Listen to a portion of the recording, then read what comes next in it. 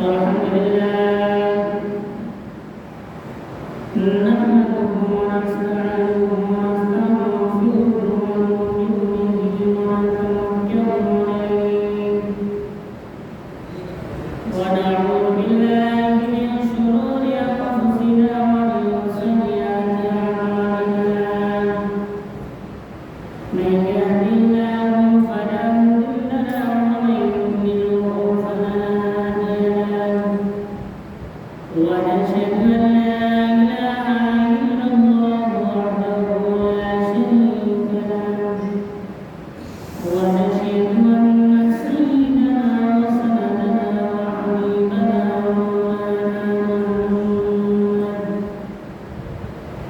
الذي أرسله بالحق بشيرا ونذيرا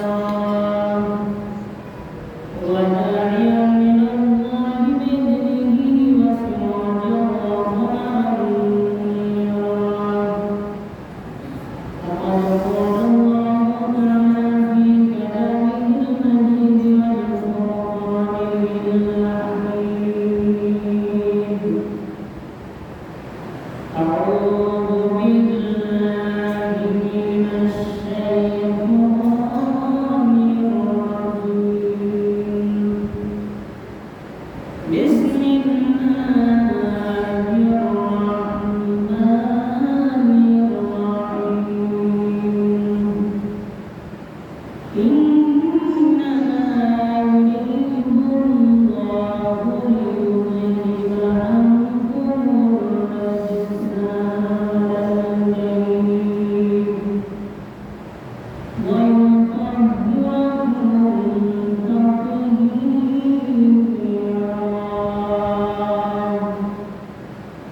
إن الله وملائكته يصلون على النبي يا أيها الذين آمنوا صلوا عليه وسلموا تسليما اللهم صل على سيدنا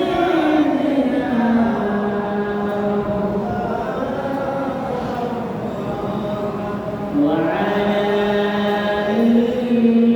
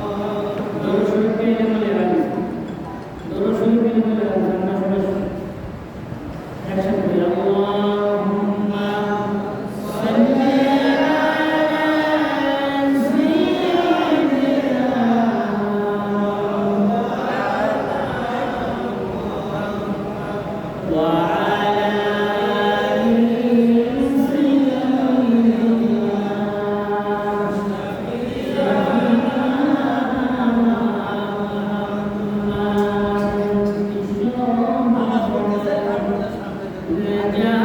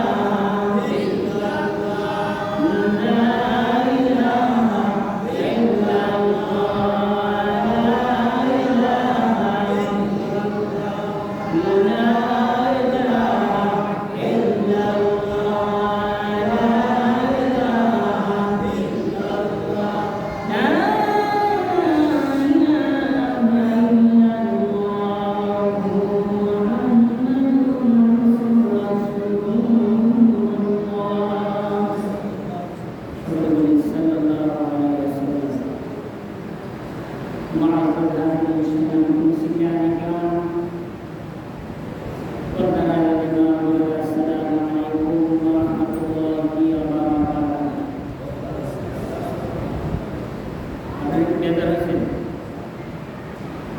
Salam dalam salam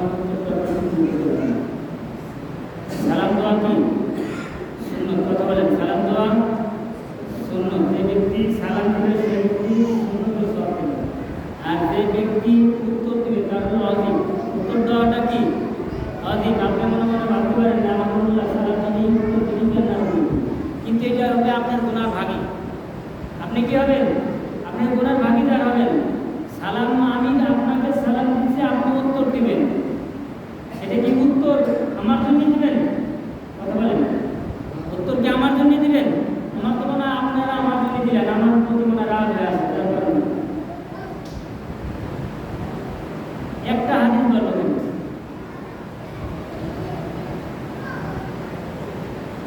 সালামের হযরত আবু বকর রাদিয়াল্লাহু তাআলা আনহু এবং হযরত আলী রাদিয়াল্লাহু তাআলা আনহু দুইজনই তো রাসূল সাল্লাল্লাহু আলাইহি ওয়াসাল্লামের প্রিয় সাহাবী কি বলে ঠিক কিনা দুইজন সামনাসামনি যখন হতেন হযরত আলী রাদিয়াল্লাহু তাআলা আনহু হযরত আবু বকরকে আগে সালাম দিয়ে দিতেন কোন সময় হযরত আবু বকর রাদিয়াল্লাহু তাআলা আনহু আলীকে সালাম দিতে পারেনি কি কারণে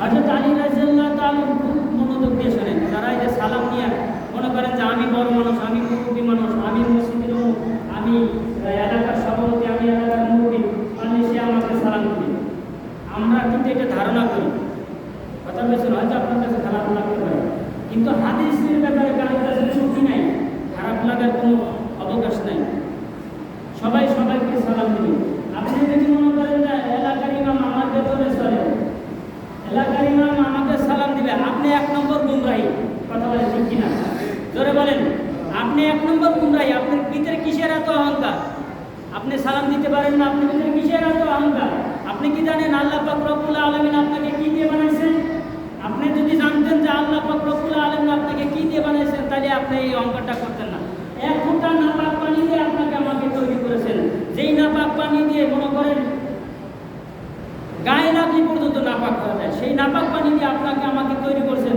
অথচ আপনার মতো মানুষ আমার মতো মানুষ অহংকার করে কথা বলেন না সালাম দিয়ে দিচ্ছি মনে মনে ভাবে সে আমাকে সালাম দিল আমি তাকে সালাম দিয়ে বলবো এটা আমার মনে ভাবে যে আমাদের এলাকার ছোট মানুষ আমাদের এলাকার মানুষ এ আমাকে সালাম দিল আমার জন্য চাকরি করতেছে আমার জন্য এটা করতেছে পারলে সে আমাকে দিল আমি তাকে সালাম দিতে দেবো কি ভিতরে অহংকার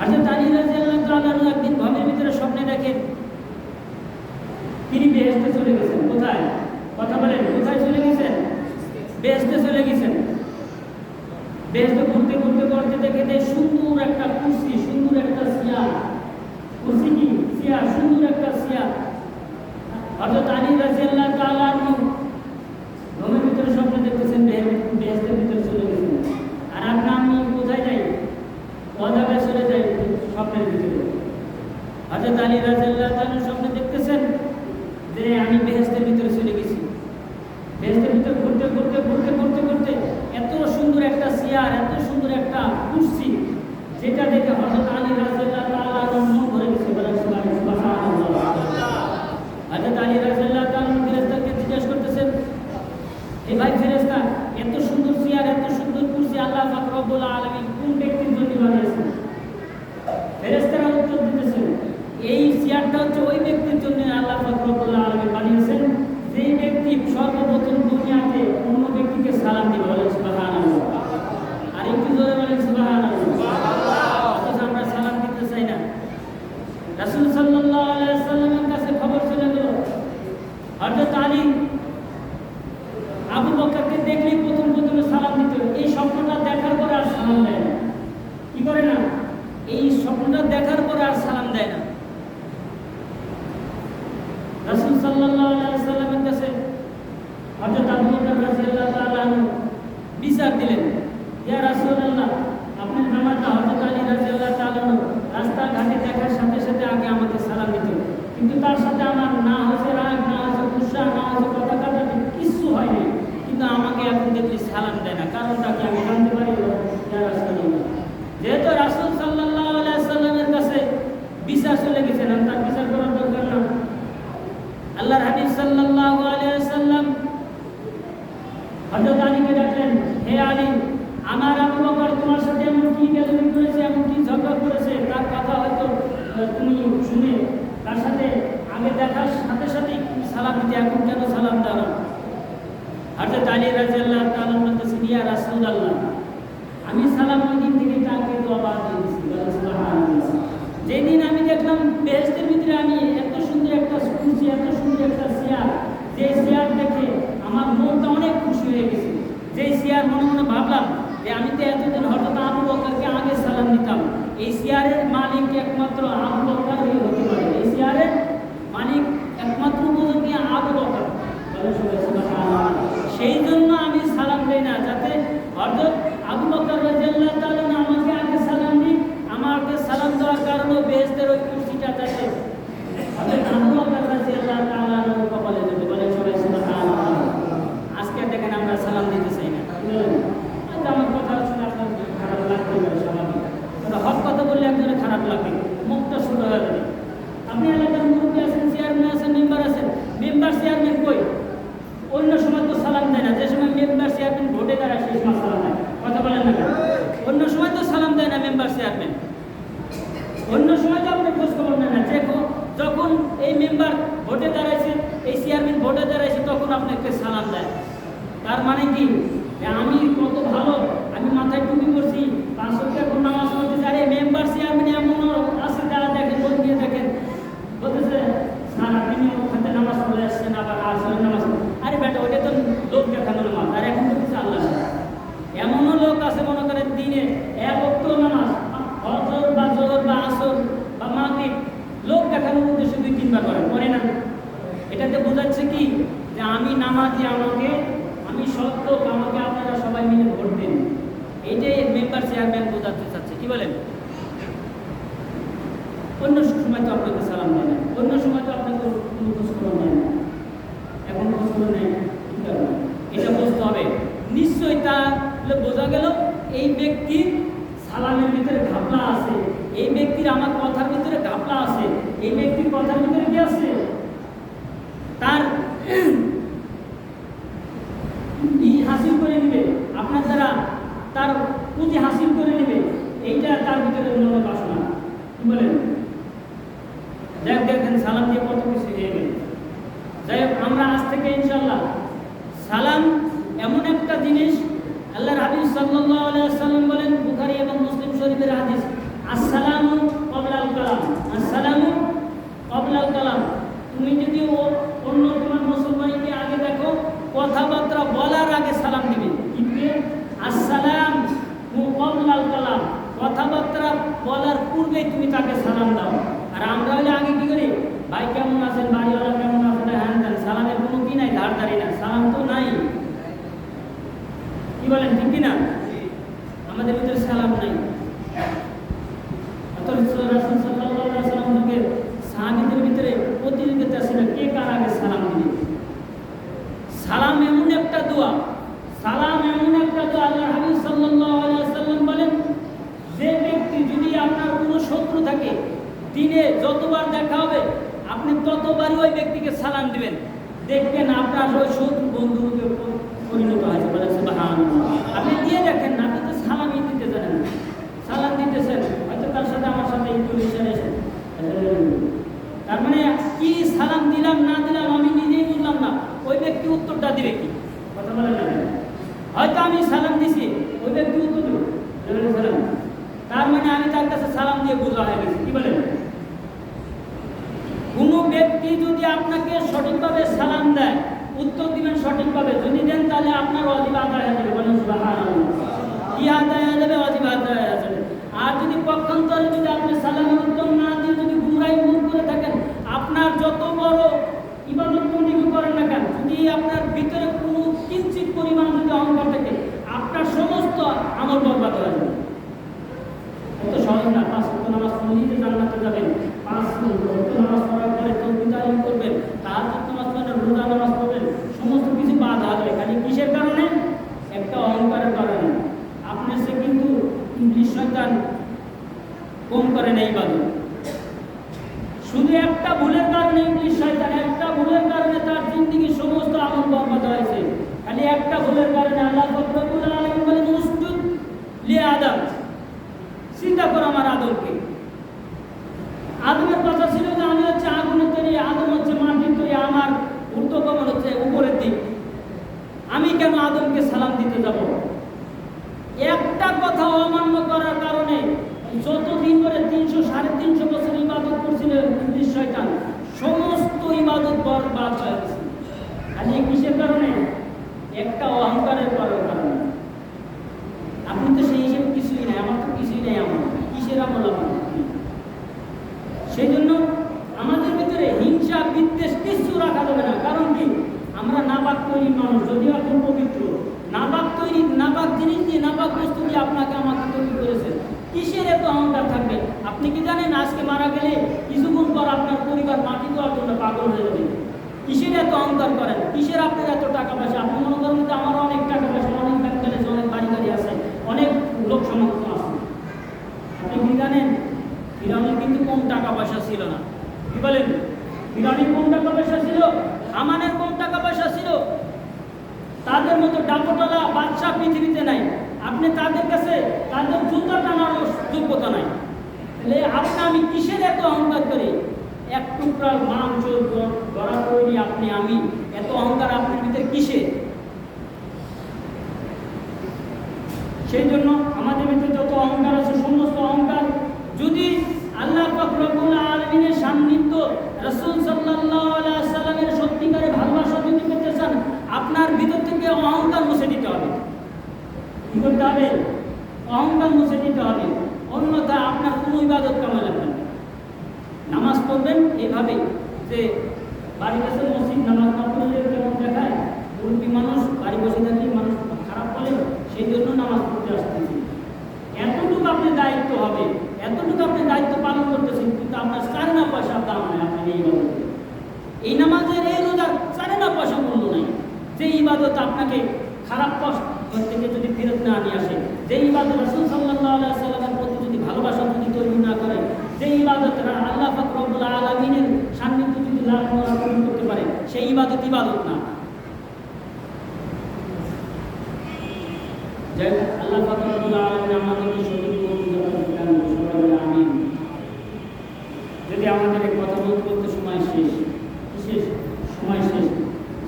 আমি চাচ্ছিলাম আজকে হচ্ছে জিলহজ মাসের 21 তারিখ। কত তারিখ?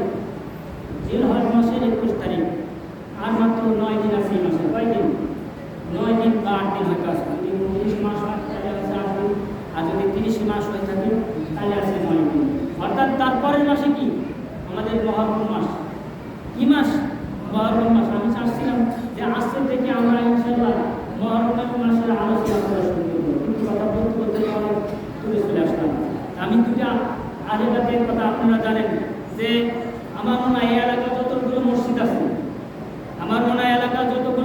আছে, আমাদের এই মসজিদে আহলে বাইতের কথাটাই বেশি বলা হয়। কি বলেন? এবং আমি এটা বলি দেখে অনেক মানুষ কিন্তু আমাকে বলে যে এটা ছাড়া মনে হয় আর সে ওয়াজ করে না বা জানে না। তো আল্লাহর হাবিব সাল্লাল্লাহু আলাইহি ওয়াসাল্লামের একখানা হাদিস বলি, পরবর্তীতে ইনশাআল্লাহ আমরা যেহেতু সামনের মাসে মুহররম মাস পুরোটাই পাচ্ছি, একটা হাদিস বলে শেষ করে দেবো, পরে সপ্তাহে ইনশাআল্লাহ ব্যাখ্যা করবো। অর্থাৎ যায়েদ ইবনে আরকাম রাদিয়াল্লাহু তাআলা বর্ণিত, রাসূল সাল্লাল্লাহু আলাইহি ওয়াসাল্লাম বলেন, যে আমি তোমাদের মাঝে দুইটা জিনিস রেখে যাচ্ছি। কয়টা জিনিস? দুইটা বস্তু রেখে যাচ্ছি। এই বস্তু দুটি তোমরা যদি আঁকড়ে ধরে রাখতে পারো, আমি আশা করবো আল্লাহ পাক রব্বুল আলামিনের কাছে দোয়া করবো, তোমরা কখনোই পথ ভ্রষ্ট হতে পারবে না। সবাই বলুন সুবহানাল্লাহ। দুটো জিনিস কি কি? একটা হচ্ছে কিতাবুল্লাহ, আল্লাহ পাক রব্বুল আলামিনের কিতাব, অর্থাৎ মহাগ্রন্থ আল কোরআন। সবাই বলুন সুবহানাল্লাহ। আর একটা হচ্ছে আমার আহলে বাইত। আর একটা কি? আমার আহলে বাইত, এই আমার আহলে বাইতকে যারা আঁকড়ে ধরে রাখতে পারবে, আল্লাহ পাক রব্বুল আলামিন তাদেরকে